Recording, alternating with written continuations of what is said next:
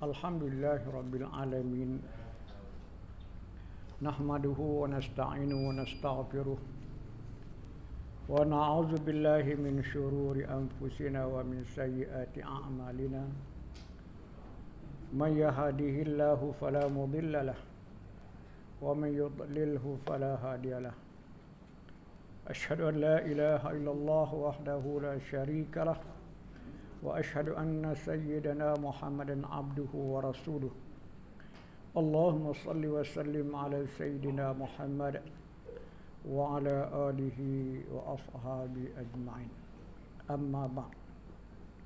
Fa ya ibadallah, usikum wa iyaya bittaqwallah faqad fazal muttaqun. Bismillahirrahmanirrahim. Muka surat 83 nah.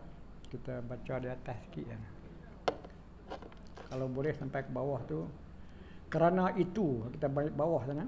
Kerana itu dalam rukun iman yang keenam ditetapkan bahawa takdir baik dan buruk semuanya dijadikan Tuhan. Dan Tuhan berbuat sekehendaknya. Tuhan berfirman dalam hal ini begini. A'udzubillahi minasyaitonirrajim. Ma asaba min musibatin fil ardi wala fi anfusikum illa fi kitabim min qabl an nabra'aha inna zalika 'ala Allah yasir. Al-Hadid ayat 22.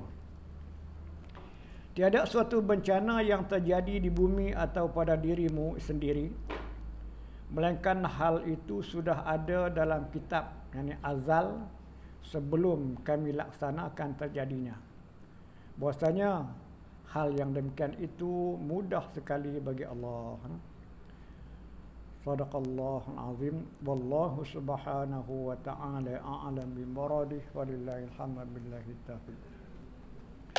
Alhamdulillah, sama-sama kita merafakkan kesyukuran kepada Allah Subhanahu wa taala yang telah mengizinkan kita dapat meneruskan lagi kuliah kita pada malam ini. Mudah-mudahan kehadiran kita dirahmati dan diberkati serta diberi taufik dan hidayah oleh Allah Subhanahu wa taala untuk dapat sama-sama kita memahami apa yang kita bicarakan pada malam ini, dan insya-Allah kita dapat mengamalkan apa yang sepatutnya.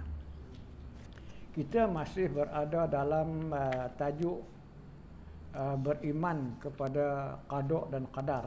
Beriman kepada qada dan qadar, yang mana qada dan qadar ini merupakan salah satu dari rukun iman, iaitu rukun iman yang keenam. Rukun iman yang keenam ya. Jadi telah kita sebutkan kemarin dan kita pun faham bahawa takdir ataupun qada dan qadar itu ialah ketentuan Allah sejak azal. Maka apabila kita tahu bahawa dianya ialah ketentuan daripada azal, maka ketentuan Allah itu akan berlaku apabila ia kendaki tiba masanya berlaku, maka berlakulah dia. Dan ketentuan Allah itu apabila dia nak turun, nak beri, maka tidak ada siapa yang boleh menghalangnya. Begitu juga sama ada ketentuan Allah itu jikalau yang tak elok, yang buruk, kalau dia nak turun tidak ada siapa boleh menghalang. Jadi maknanya untuk nak dapat yang baik pun, kalau Tuhan tak mau nak turunkan, mana tak ada siapalah yang boleh nak mendapatkannya. Dan begitu juga kalau barang yang bukan dengan takdir Allah, kalau dia nak turun, maka dekat siapa pun tak boleh nak menghalang. Jadi itu ketentuan Allah yang ditentukan pada azal lagi. Atas sikit yang kita baca kemarin, kalau dapat kita manusia ni berkuasa, tentu kita akan cari negeri yang lebih baik untuk tempat kelahiran kita. Kalau negeri kita ni tak elok ya. Kalau ada kuasaan kita, tentu dicari ibu bapa yang gagah, yang kaya. Kalau kita mampu. Benarnya benda itu telah ditentukan begitu, maka begitulah jadinya. Kalau ada kuasa, kita tentu anak kita yang akan lahir sesuai dengan rupanya yang kita kenaki. Itu maknanya qada dan qadar Allah Ta'ala telah menentukan macam tu. Kita hanya sebagai menerima saja ya. Menerima saja apa yang ditentukan. Kalau elok, alhamdulillah, bersyukurlah kepada Allah Subhanahu Wa Taala. Dan kalau tak elok pada pandangan kita, tetapi pada sisi Allah Taala elok, adapun ada hikmah, maka kita bersabarlah perkara tersebut, kerana itu adalah ketentuan Allah. Janganlah pula yang elok Allah Taala beri itu kita tidak bersyukur, ataupun kita mengabaikan, mensia-siakan, ataupun kita membazirkan nikmat kurniaan Allah Taala itu. Ataupun kalau Allah Ta'ala kurniakan, beri pula satu bencana, bala dan sebagainya, maka sabarlah kita, kerana juga merupakan ketentuan Allah juga. Janganlah kita mencela, mengutuk, mencaci, memaki dan sebagainya. Jadi maknanya yang baik itu pun ketentuan Allah, yang buruk juga ketentuan Allah. Yang baik pada diri kita, tetapi juga baik sisi Allah Ta'ala. Yang buruk di sisi kita sebenarnya juga baik di sisi Allah Taala. Pasal apa? Kembalinya kepada Allah Taala. Yang baik. Jadi dikata kerana itu dalam rukun iman yang keenam, mana qada dan qadar ni, ditetapkan bahawa takdir baik dan buruk semuanya dijadikan Allah, ditentukan Allah Taala. Maknanya sebelum benda tu berlaku telah pun ditentukan Allah Taala. Dan apabila sampai masanya, maka terjadilah apa yang telah ditentukan itu. Seolah-olah kita katakan plan Allah SWT dah ada dah. Cuma sampai masanya, maka plan itu akan berjalan mengikut perancangan yang telah ditentukan. Ia maknanya sehingga takat ini kita tahu apa yang berlaku setakat ini. Tapi kita tak tahu lagi apa yang berlaku akan datang. Sama ada buruk atau baiknya. Jadi pada hari ini kita tengok ketentuan Allah telah menentukan kepada kita sesuatu. Contohnya kalau kita katakan COVID-19 ini merupakan takdir Allah SWT, qada dan qadar Allah Taala yang menentukan sejak azal lagi pada sekian-sekian tahun, sekian-sekian tempat akan berlakulah sekian-sekian keadaannya. Maka kita ni yang kebetulan berada di tahun ini, berada di tempat ini dan berada di suasana ini, maka menerimalah hakikat qada dan qadar yang Allah Taala tentukan itu.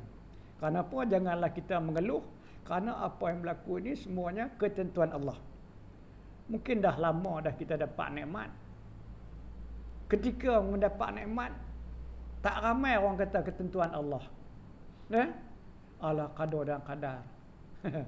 Sebab apa? Seolah-olah nikmat Allah Ta'ala itu bukan qada dan qadar.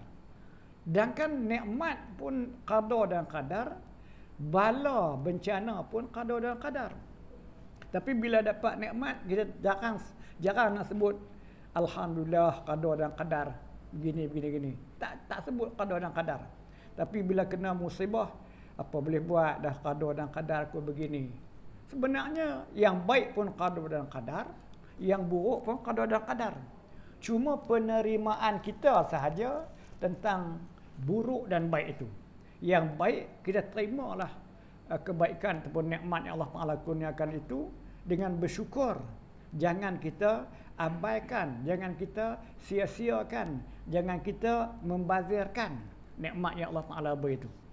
Sebaliknya musibah, kesakitan, kesusahan, kepayahan juga takdir, qada dan qadar Allah Taala juga tentukan, maka kita terimalah hakikatnya dengan sabar yang dianjurkan kepada kita. Sebab sabar, janganlah pula kita mencela, mencaci, memaki, merongot dan sebagainya, kerana apa? Dia juga ialah ketentuan ataupun qada daripada Allah Subhanahu Taala juga.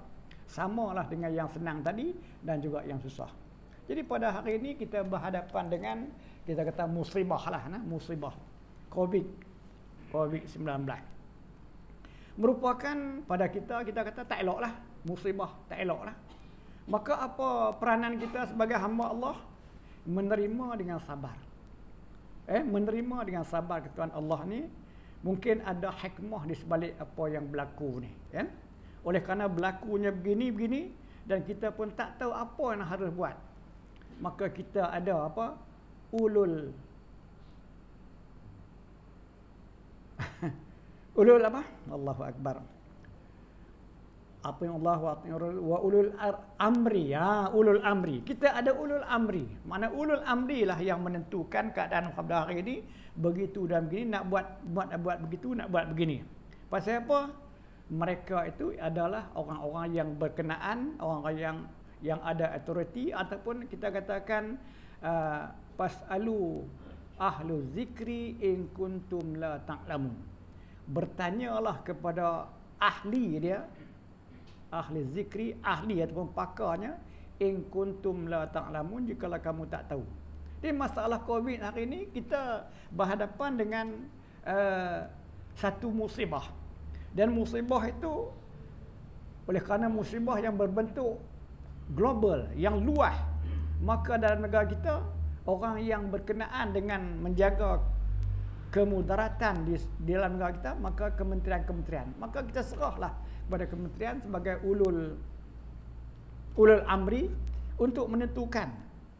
Kita tak tahu macam mana nak buat, jadi ulul amri menentukan. Maka pada ketika itu kita jadilah orang yang patuh taat pada ulul amri untuk menentukan.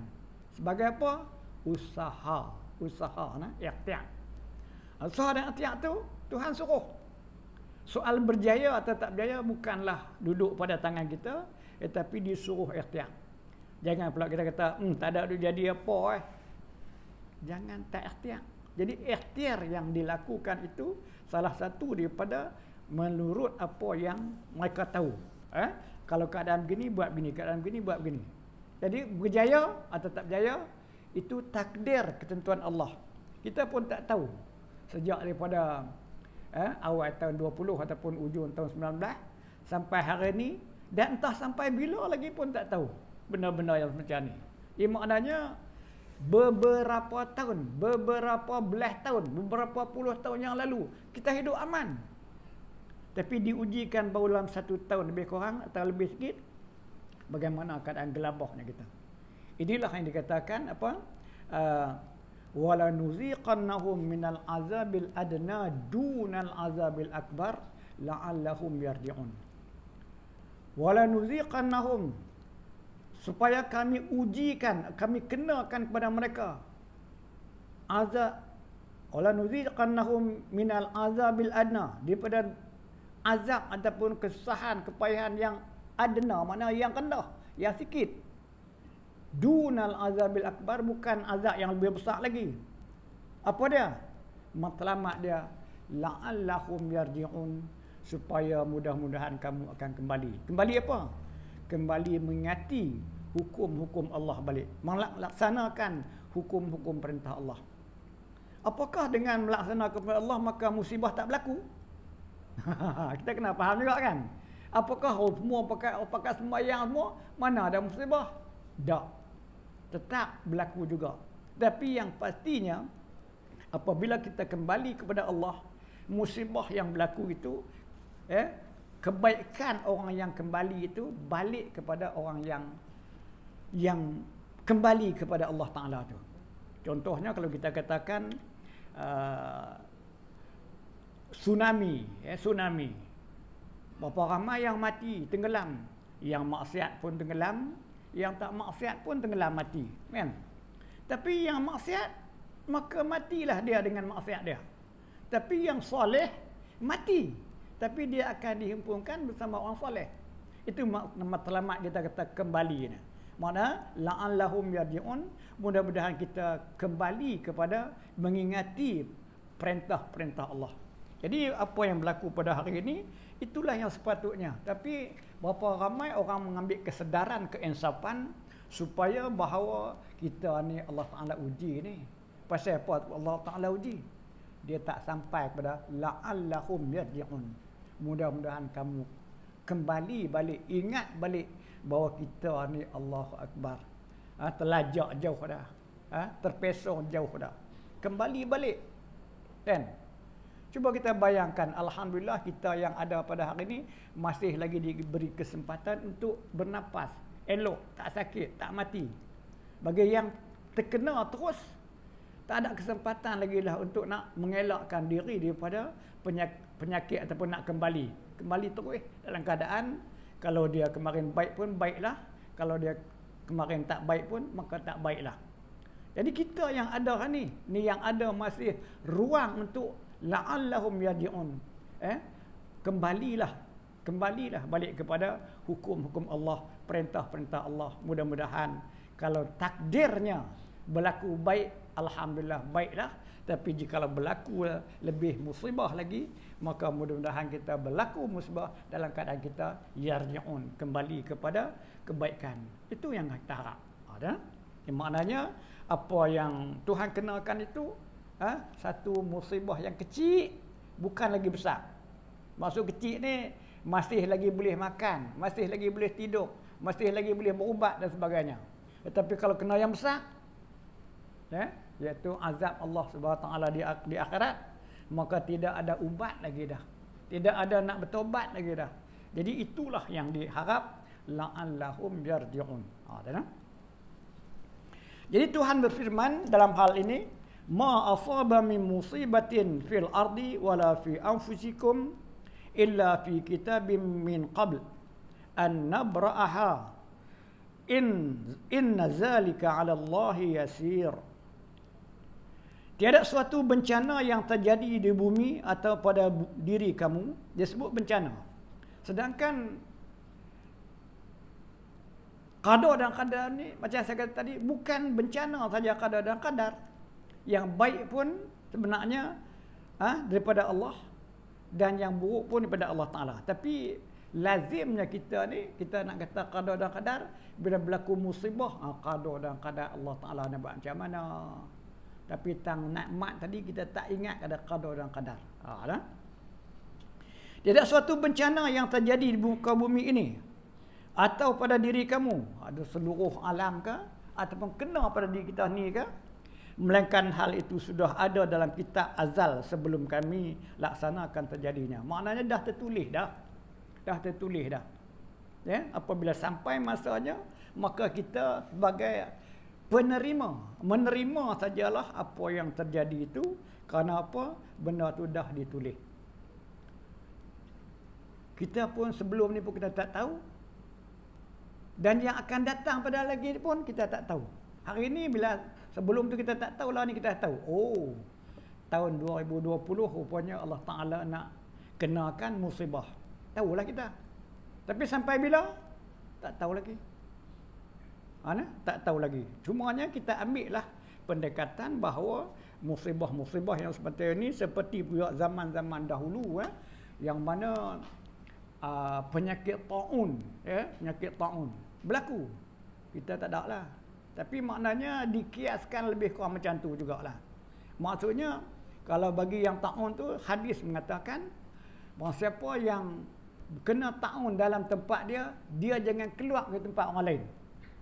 Dan orang lain pula jangan pergi ke tempat yang kena taun. Jadi kiasnya pada zaman kita hari ni pun, kita katakan apa? Sempadan sekatan negeri, ada makna dulu daerah dah buka lah negeri, antara negeri dengan negeri. Ada makna negeri Perak aman, jangan kita pergi kat Selangor tak aman. Orang Selangor tak aman, jangan mai kat Perak. Maksudnya lebih kurang itulah. Itu pendekatan itu bukan pendekatan baru, tetapi pendekatan yang telah pun dianjurkan oleh Nabi kepada umat-umat yang dahulu yang pernah mengalami taun. Siapa yang kena taun di tempat kampung dia, jangan dia keluar pergi kampung orang lain. Dan orang lain pula yang tak kena taun, jangan pergi ke kampung yang ada taun. Jadi maknanya pendekatan itu adalah boleh dikiaskan. Boleh dikiaskan. Jadi apa saja yang terjadi di dunia menurut ayat ini sudah diqadakan Tuhan pada azal, dan dilaksanakan adanya di dunia sesuai dengan qadanya itu. Majlis kita pada malam ni lebih kurang 20 orang. Ini telah diqadakan oleh Ta'ala. Allah Ta'ala dah qadakan. Dan majlis kita pada malam ni 20 orang, 30 orang. Padahal orang ramai tak? Ramai. 200, 300 lagi ada yang tak main, kan? Tapi kita nak heran tak? Tak perlu heran lah. oh Allah Ta'ala dah qadakan dah macam ni. Kita terimalah hakikat. Kita terimalah hakikat. Ya. Ia maknanya janganlah pelik, janganlah duk kutuk pula. Apa? Pasal apa tu, pasal apa ni, tak. Sebenarnya telah pun ditentukan pada azal lagi benda tu berlaku begini. Kalau elok pun eloklah, kalau tak elok pun tak eloklah. Itu Jadi apa saja yang terjadi di dunia, manalah tempat kita, kampung kita, di masjid kita, menurut ayat ni sudah diqadakan Tuhan pada azal. Tuhan dah tentukan dah. Pada malam ni ada 20 orang. Ada 20 lah. Jangan duk tanya pasal apa, hujan ke apa ke, tak. Dan dilaksanakan adanya di dunia sesuai dengan qadanya. Mana qada Allah macam tu lah. Ini tak ada pelik lah. Dan firman Tuhan lagi, inna kulla syai'in khalaqnahu biqadarin. Al-Qamar ayat 49. Sungguhnya segala sesuatu kami jadikan dengan takdir. Mana telah ditakdirkan begitu, maka berlakulah begitu. Berlakulah apa yang berlaku kita pada hari ini. Jangan kita duk heran. Cumanya oleh kerana kita ni tak tahu apa takdir akan datang. Esok apa akan berlaku. Esok apa akan terjadi. Maka oleh kerana tak tahu itulah, maka dia suruh kita ni berusaha. Berusaha apa? Dalam fikiran kita, dalam perancangan kita, usaha ke arah untuk nak bagi jadi baik. Kebetulan benda tu esok memang baik. Kita usaha-usaha jadi baik. Nampaknya usaha kita tu macam usaha kita lah jadi baik. Tengok kita buat ni jadi baik. Nampak tu macam tu. Kan? Tapi kalau sekiranya takdirnya esoknya tak baik. Kita pun dah usaha. Jadi tak baik. Allah, macam mana kita dah usaha dah nak jadi baik, tiba-tiba jadi tak baik. Pegang balik qada dan qadar. Bila tahu pegang balik qada dan qadar, maknanya kita hanya merancang. Allah Ta'ala lah yang menentukan. Kita hanya berusaha. Tetapi takdir Allah lah yang lebih tepat akan berlaku. Ini maknanya tak salah kita berusaha, dan memang disuruh kita berusaha. Lebih-lebih berusaha ke arah apa? Ke arah kebaikan, dan berusaha ke arah menghindarkan keburukan, disuruh. Disuruh. Soal berjaya ataupun tidak, keputusan muktamadnya ialah apa yang tulis pada azal. Jadi kalau kebetulannya elok, apa yang kita buat, kita rancang nak buat elok, tiba-tiba jadi elok, alhamdulillah. Kerana itu sebenarnya kebetulan dengan azal yang tertulis. Tetapi kita merancang begini, tiba-tiba jadi macam lain. Kita akan kata, silap itu, silap ini. Tak, sebenarnya bukan silap itu, silap ini. Sebenarnya kita buat tu tak lari daripada apa yang sepatutnya disuruh kita buat, tetapi yang berlaku itu ialah qadar Allah Ta'ala. Macam tu, maka hang buat macam mana pun tak akan jadi macam lain. Berkata Imam Nawawi dalam menghuraikan ayat ini, Allah Subhanahu Wa Ta'ala telah mentakdirkan suatu pada azal. Yang maknanya apa suatu pun azal. Tapi tu azal ni tak ada siapa yang tahu. Macam kita sebut dah pagi tadi bahawa sejak kita dalam rahim lagi, Allah Ta'ala perintahkan, masukkan, tuliskan ajal dia banyak mana, rezeki dia banyak mana, nasib buruk dan baik dia macam mana. Ya, maknanya hak yang tu ditulis. Tiap-tiap satu orang dah tertulis. Kita tahu, kita tak tahu. Yang kita tak tahu. Kalau tahu senang lah, tengok-tengok, aku ni tak jadi apa dah. Buat kok mana tak jadi dah. Awak tulis dia tu akan jadi manusia tu. Tapi oleh kerana tak tahu, maka dengan tak tahu itulah maka disuruh kita berusaha, dan usaha itu apabila usaha itu berbetulan dengan syarak, maka usaha itu walaupun tak tercapai maka diberi pahala. Diberi pahala. Allah Subhanahu Wa Ta'ala telah mentakdirkan sesuatu pada azal, dan Tuhan tahu bahawa sesuatu itu akan terjadi pada waktu yang akan tertentu, akan ditentukan. Maknanya Tuhan tahu dah 2020 akan berlaku COVID di mana? Tak kira lah, seluruh dunia. Negeri ini banyak ni, negeri ini banyak ni, Malaysia banyak ni, kan? Dan 2020 akan berlakulah kematian disebabkan COVID ni. Berapa pula siapa dia. Hak yang tak kena pun mati juga 2020. Dia mati pasal lain kan. Mati juga. Jadi ada yang mati kerana tu, ada yang mati kerana lain. Jadi maknanya semua tu telah pun ditakdirkan pada azal lagi, cuma pada waktu yang tertentu sajalah. Pasal oleh kerana waktu tertentu itu yang kita tak tahu itulah yang kita bimbang, yang kita sebut pagi tadi, bahawa jangan sampai kita ni oleh kerana tak tahu tu kita lajak rupanya jadi je su'ul khatimah. Duk buat elok tak apalah sekali aja. Mudah-mudahan lepas pada ni aku bertobatlah. Tiba-tiba rupanya yang sekali itulah yang terakhirnya jadi su'ul khatimah. Na'udzubillah. Sebab kita tak tahu waktu yang Tuhan tentu tu. Maka sesuatu itu terjadi sesuai dengan takdirnya. Sesuai makna berbetulan dengan apa yang Tuhan kata takdir. Jadi makna apa yang Tuhan takdirkan sesuai dengan ketentuan itu berlakulah. Kita kata, panas sungguh lama tak hujan, tadi hujan. Pasal apa? Hujan bunga durian. Kan hujan bunga durian. Memang Tuhan tentukan dah, kebetulan masa-masa sekian dia bagi hujan sikit. Kemudian pula pokok pula kebetulan masa dia nak berkeluar bunga. Kita kata hujan bunga durian. Kan? Hujan apa nama putih macang dan bunga macang kan. Dan tu semua tu takdir Allah dah menentukan. Yang Allah tentukan tu pun sebenarnya perancangan Allah yang cukup rapi. Cukup rapi. Kerana apa? Dia bagi keadaan begini-gini sampai masanya dia akan jadi begini-gini. Kemudian cukup dengan syarat-syarat dia jadi begini. Allahu Akbar. Kita tak boleh nak bayangkan macam mana kerapian perancangan Allah sampai begitu. Kita kata macam mana tu bila ada bunga, ada kumbang. Mai duk hurung kan. Jadi itu kita nampak macam kebetulan. Tapi juga perancangan Allah. Macam mana Allah nak mengawinkan buah-buah itu, bunga-bunga itu melalui kumbang-kumbang.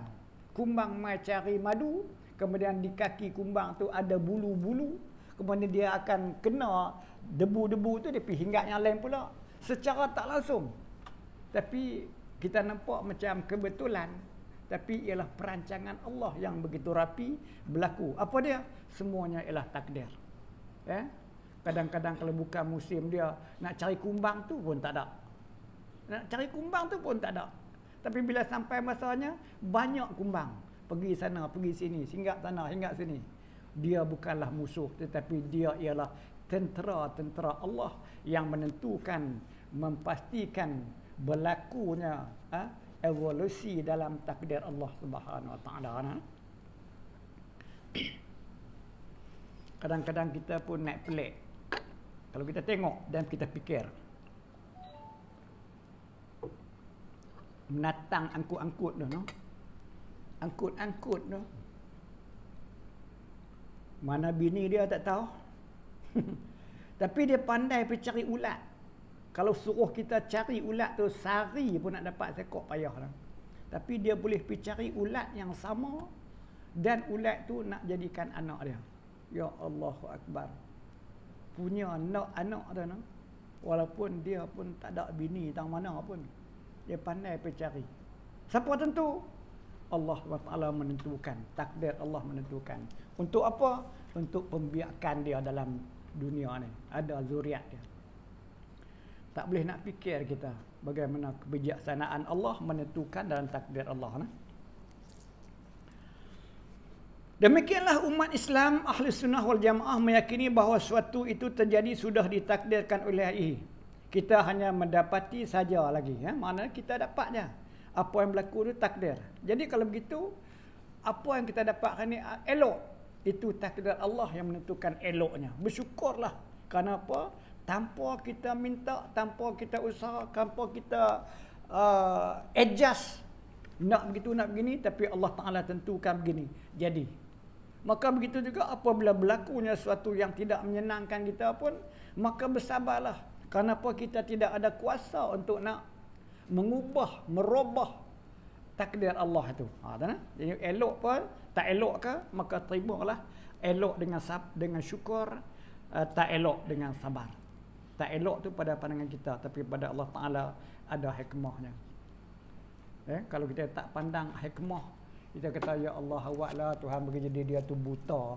Kecil-kecil, celik-celik, hidup-hidup buta. Orang lain celik elok. Tak adil lah. Tak adil lah. Tapi dengan keadilan Allah, dengan ilmu Allah, Allah Ta'ala nak bagi apa? Yang buta-butalah. Tapi yang celik tu supaya celik pula mata hati kita. Tengok yang buta. Hak yang celik nak baca Quran mengagau. Tapi hak yang buta baca Quran johan antarabangsa. Allahu Akbar. Na'udzubillah. Kita tengok kagum. Tuhan bagi jadi. Allah. Itulah. Jadi yang buta tu buta lah, nampak dia kekurangan lah. Tapi kita yang celik ni, supaya kita fikir balik, supaya dengan mata hati Allahu Akbar. Bukanlah mata tu yang ni, tapi Allah Ta'ala punya takdir yang menentukan. Hanya takdir suatu itu kita tidak tahu kepastiannya, dan karena itu tidak boleh menunggu saja tanpa kerja. Mana kerjalah, berusahalah sehabis tenaga, dan serahkan kepada Tuhan apa akan terjadi. Maknanya di sebalik, oleh kerana kita tak dipastikan esok apa akan berlaku, bulan depan apa akan berlaku, maka dia suruh kita berusaha.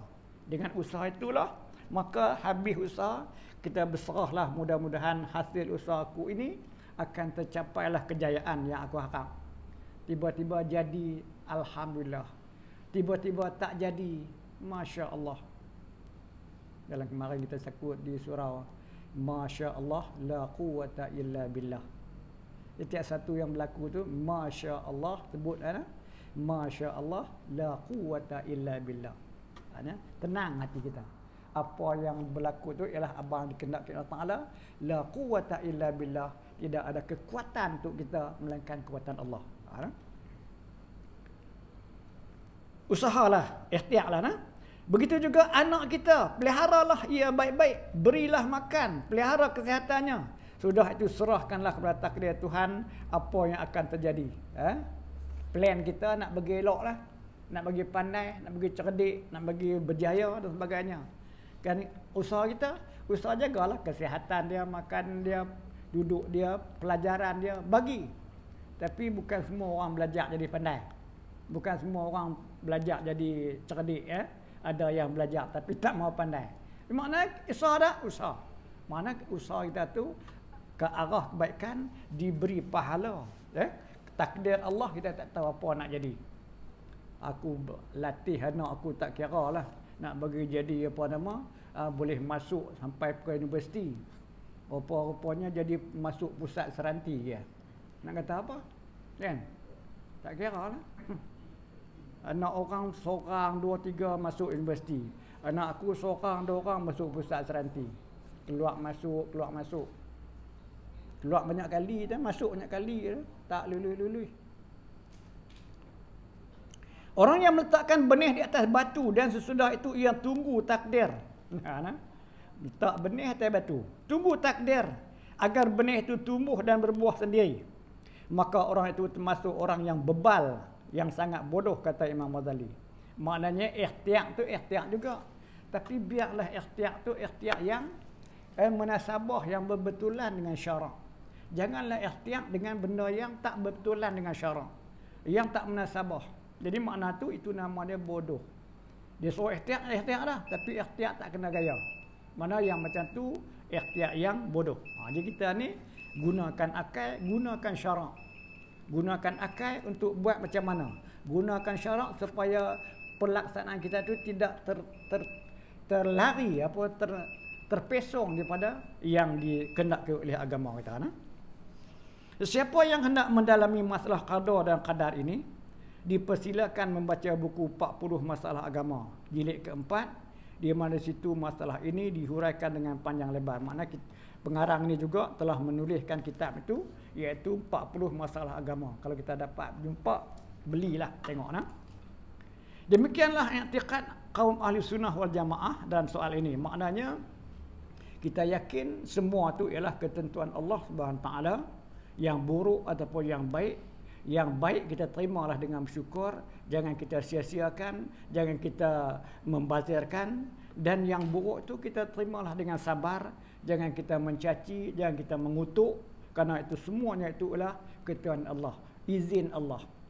La tataharraku biharakatin illa biiznillah. Dia tidak akan tergerak suatu gerakan melainkan dengan izin Allah. Jadi apabila berlaku sesuatu tu izin Allah, mana mungkin dengan hak benda yang Allah Ta'ala izin kita nak kutuk? Adakah patut dengan sesuatu yang Allah Ta'ala izin kita nak mencaci, kita nak mencela? Maka tentulah kita ambil dengan sabar kalau tak elok. Dan mana mungkin kita dengan izin Allah, suatu benda yang Allah Ta'ala izin, maka kita nak mensia-siakan, mengabaikan, membazirkan benda yang Allah Ta'ala beri, sedangkan benda tu Allah Ta'ala izin. Jadi kalau gitu, buruk dan baik biiznillah, dengan izin Allah. Hingga di sini selesai pembicaraan kita tentang rukun iman yang 6, iaitu kepercayaan terhadap Allah, terhadap malaikat-malaikatnya, terhadap kitab-kitab sucinya, terhadap rasul-rasulnya, terhadap hari akhirat, dan terhadap qada qadarnya.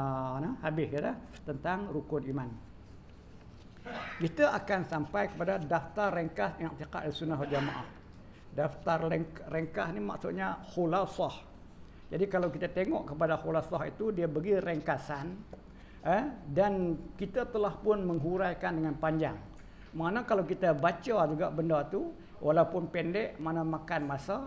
Kalau kita hurai, maknanya buat kerja 2 kali. Kalau gitu, tuan-tuan boleh langsungkan sampai ke muka 990, berhenti tang situ. Kita akan sambung tang nombor 11.